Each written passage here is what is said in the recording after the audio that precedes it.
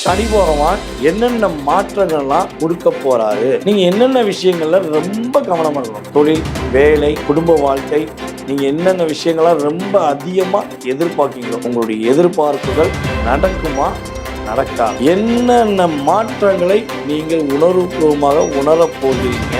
சனி பகவான் உங்க லைஃப்ல நினைச்சதை கொடுக்க போறார். என்ன விஷயங்கள்ல கவனம் இருக்குங்கிறதையும் ஸ்கிப் பண்ணாம நீங்க வீடியோ முழுமையா பாருங்க. துல்லியமான முறையில கணிச்சு நான் கொடுத்துருக்கேன், பயன்படுத்திக்கோங்க. நீங்க மட்டும் பயன்படுத்தினா போதாது, உங்களுடைய நண்பர்கள், உங்களுடைய உறவினர்கள், உங்களுக்கு ரொம்ப பிடிச்சவங்களுக்கு என்ன பண்ணுங்க, ஃபார்வர்ட் பண்ணுங்க. உங்க லைஃபும் பிரகாசமா இருக்கும், உங்கள் மூலமாக அவர்களுடைய வாழ்க்கை அற்புதமாக நடக்கும் என்பதை கூறிக்கொண்டு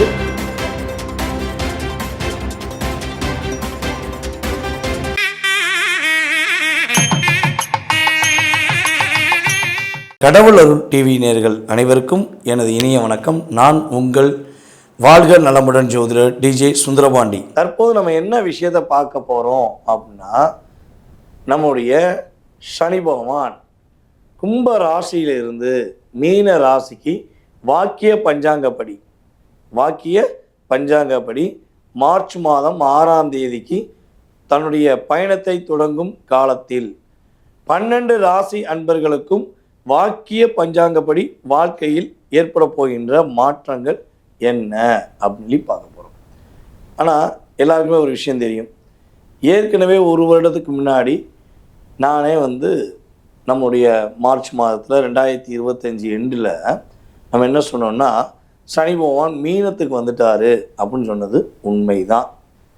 அப்புறம் இப்பயும் பலபடியும் சனி பகவான் நம்முடைய மீன ராசிக்கு திரும்பி வரான்னு சொல்கிறோமே அப்படின்னு சில கேள்விகள் வைக்கலாம்.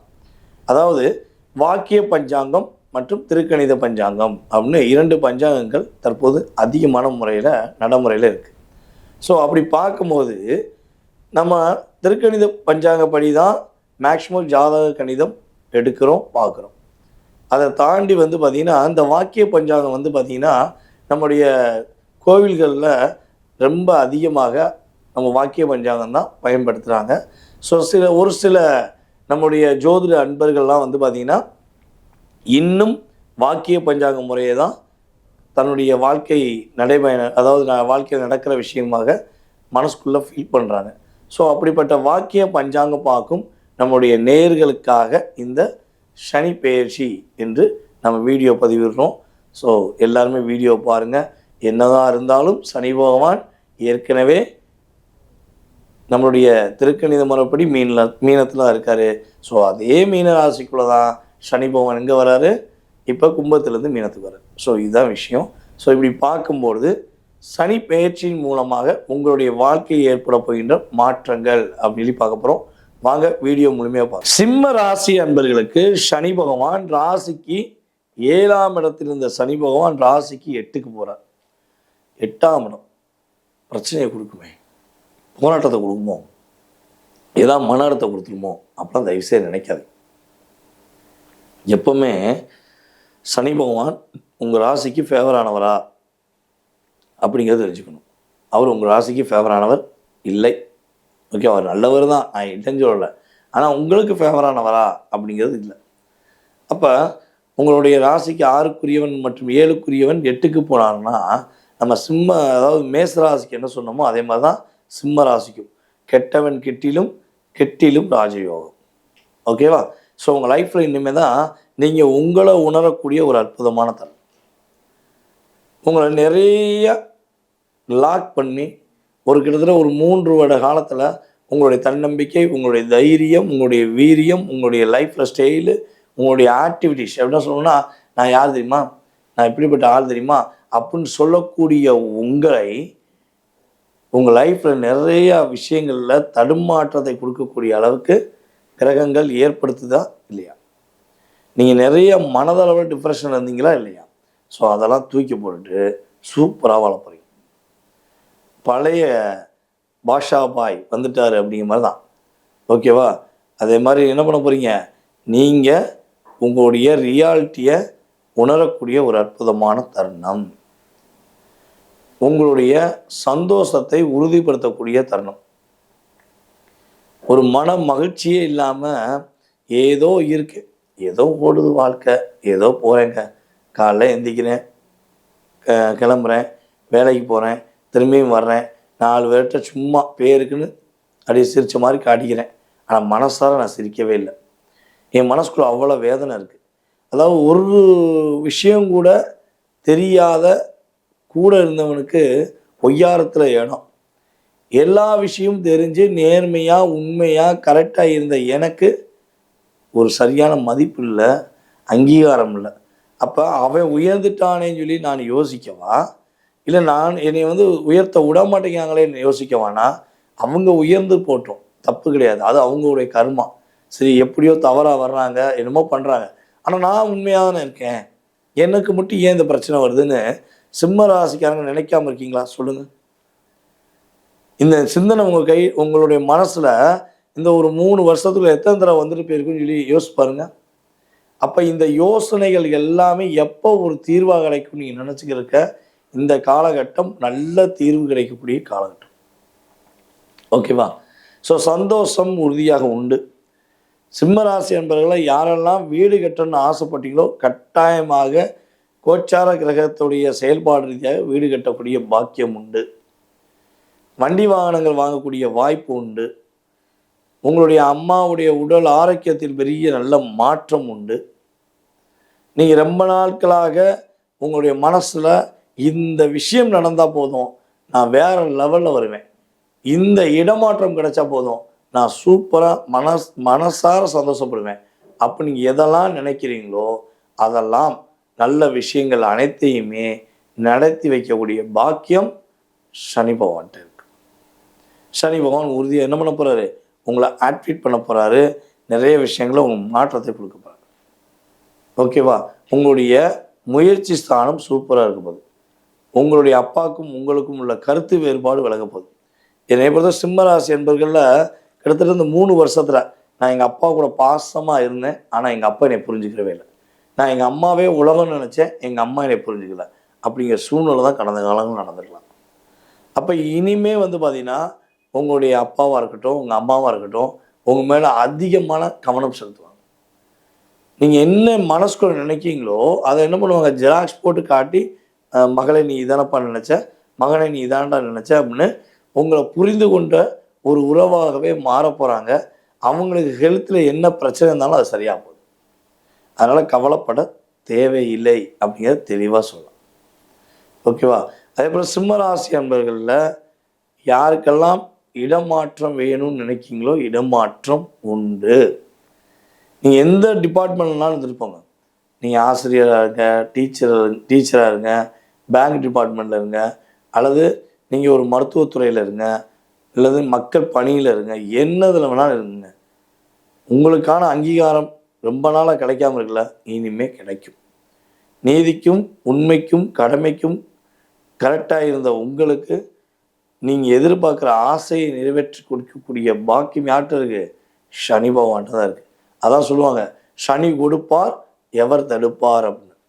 சனி கொடுப்பதை யாராலையும் தெரிஞ்சு. ஸோ அவர் கெட்டது பண்ணுறதை மட்டும் என்ன பண்ணலாம், குருவோடைய பார்வை மூலமாக ஸ்டாப் பண்ணலாம். ஆனால் நல்லது பண்ணுறதை யாராலையும் தடுக்க முடியாது. தூக்கி போட்டு வந்துடுவார். எத்தனை தடையும் இருக்கட்டும், யாருனாலும் இருக்கட்டும், தூக்கி போட்டு நான் உதவி செய்வேன் அப்படின்னு என்ன பண்ண போகிறாரு, உங்களுக்கு உதவி செய்ய போகிறார் என்பது உண்மை. சரி, சனி பகவான் இவ்வளோ நன்மையை கொடுக்காரு, இவ்வளோ மகிழ்ச்சியை கொடுக்காரு, என்னென்ன விஷயங்கள்லாம் சிறப்பாக கொடுக்காரு. ஓகே, நீ என்ன விஷயங்களை கவனமாக இருக்கணும் அப்படின்னா, சிம்ம ராசிக்காரங்களுடைய பெரிய ஒரு மிகப்பெரிய முக்கியமான விஷயம் என்னென்னா, இந்த அன்பு வச்சு காதலில் எப்போ நீ உள்ளே இறங்குறீங்களோ அப்போ தான், அதாவது ராஜா மாதிரி வாழ்ந்த நீங்கள், ராணி மாதிரி வாழ்ந்த நீங்கள் வாழ்க்கையில் நொந்து நூலாகி வாழ்கிறீங்க. ஸோ இந்த காலகட்டம் காதலில் கொஞ்சம் நிதானம். போலியான காதல் எல்லாமே விரட்டப்படும், உங்களை விட்டு விலகப்படும். கவலைப்படாதீங்க, கண்டுக்கிறாதீங்க. ஓகேவா? உங்களுடைய குழந்தைகளுடைய உடல் ஆரோக்கியம் சம்மந்தப்பட்ட விஷயங்களை கவனம் செலுத்தணும். உங்கள் குழந்தை யாரோட பேசுகிறாங்க, என்ன பண்ணுறாங்க அப்படி என்ன பண்ணோம், கேரிங்காக பார்த்துக்கணும். ஸோ இதிலெல்லாம் நீங்கள் கவனம் செலுத்தினால் நம்மளுடைய சிம்மராசி என்பவர்களுக்கு சிறப்பான வாழ்க்கை உறுதியாக உண்டு. புதுசாக ஒரு தொழில் தொடங்க போகிறீங்க அப்படின்னா அந்த தொழிலுடைய நுணுக்கங்கள் ப்ளஸ் மைனஸ் எல்லாம் தெரிஞ்சுட்டு என்ன பண்ணுங்க தொடங்கணும். அவசரப்பட்டு அவன் சொன்னா இவன் சொன்னா அப்படின்னு சொல்லி தொடங்கிட்டீங்கன்னா லாக் ஆயிடுவீங்க. ஏற்கனவே சொந்த தொழில் பண்ணிக்கிட்டு இருக்கீங்க அப்படின்னா அந்த தொழிலில் முழு கவனம் செலுத்துங்க.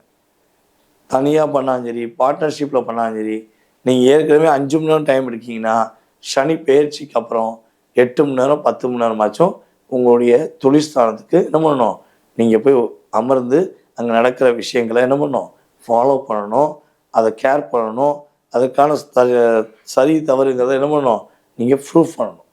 அப்படி பண்ணால் மட்டும்தான் உங்கள் கம்பெனி உங்களுக்கு, உங்கள் கடை உங்களுக்கு, உங்களுடைய தொழில் உங்களுக்கு, அல்லது உங்கள் கூடவே இருக்க ஆமாச்சாமி கோஷ்டிக்கு கிடச்சிடும். ஓகேவா? ஸோ இதிலெல்லாம் கவனமாக இருங்க. உங்களுக்கான வழிபாடு விநாயகர் வழிபாடு, சிவன் வழிபாடு சிரமம் இல்லாத வாழ்க்கையை உறுதியாக கொடுக்கும். நேயர்களே, தற்போது வரை நீங்கள் பார்த்தது வாக்கிய பஞ்சாங்கப்படி சனி பகவான் கும்ப ராசியிலிருந்து மீன ராசிக்குள்ள செல்லும் இந்த காலத்தில் உங்களுடைய ராசிக்கான பலன் பார்த்துருக்கீங்க. சனி பகவான் உங்களுக்கு என்னென்ன விஷயங்களை மாற்றத்தை கொடுப்பார், என்னென்ன விஷயங்களை ஏற்றத்தை கொடுப்பார், என்னென்ன விஷயங்களை நீங்கள் கவனமாக இருக்கணும் அப்படிங்கிறத பற்றி பார்த்துருக்கீங்க. ஸோ இது உங்களுக்கு ரொம்ப பயனுள்ள விஷயமா இருக்கும்.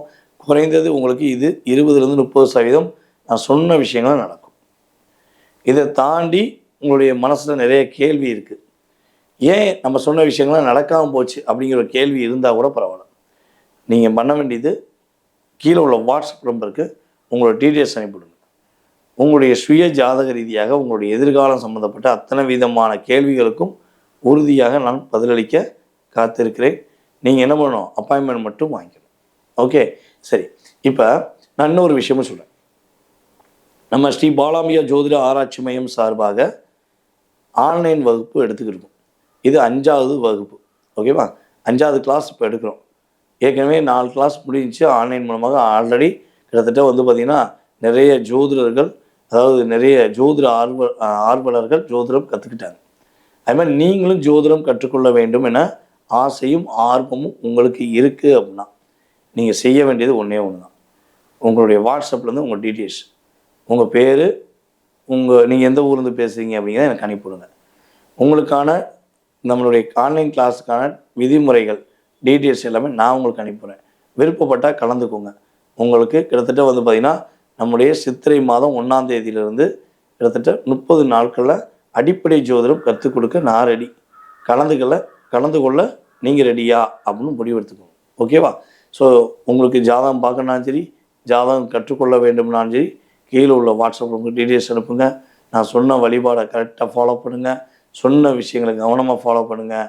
உங்களோட லைஃப் ரொம்ப பிரகாசமாக இருக்கும் என கூறிக்கொண்டு நான் உங்களிடமிருந்து தற்போது விடைபெறுகிறேன். நான் உங்கள் வாழ்க நலமுடன் ஜோதிடன் டிஜே சுந்தரபாண்டி. நன்றி, வணக்கம். கடவுள் அருள் டிவியை பார்த்தமைக்கு நன்றிகள். மேலும் இது போன்ற தகவல்களை தெரிந்து கொள்ள கடவுள் அருள் டிவியை சப்ஸ்கிரைப் செய்யுங்கள். மறக்காமல் பெல் ஐக்கானை கிளிக் செய்யுங்கள்.